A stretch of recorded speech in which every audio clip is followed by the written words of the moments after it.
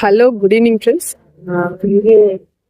பாருங்க, வேப்பில neem Azhari doctor இண்டிகான்னு சொல்லுவாங்க. ரொம்ப உஷ்ணமான பகுதியில் வளர்ற இந்த மரம் வந்து உங்களுக்கு வந்து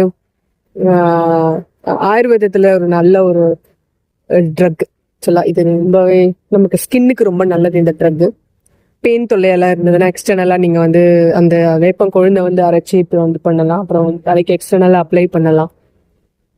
அப்புறம் வந்து இன்டர்னலாகவும் நீங்கள் அது கொஞ்சம் அந்த கொழுந்து இலைகள் இருக்கு இல்லைங்களா, அந்த கிரீன் கலர்ல இருக்கிறது ரொம்ப இளமா இருக்கு, இலசா இருக்கிறது, அதை நீங்க அரைச்சி நீங்க வந்து வெறும் வயிற்றுல நீங்க சாப்பிட்டீங்க அப்படின்னா வந்து இது கிருமிசோதனம் அப்படி கூட நம்ம வந்து இதை அப்ளை பண்ணி யூஸ் பண்ணலாம். இன்டர்னலாகவும் யூஸ் பண்ணலாம்.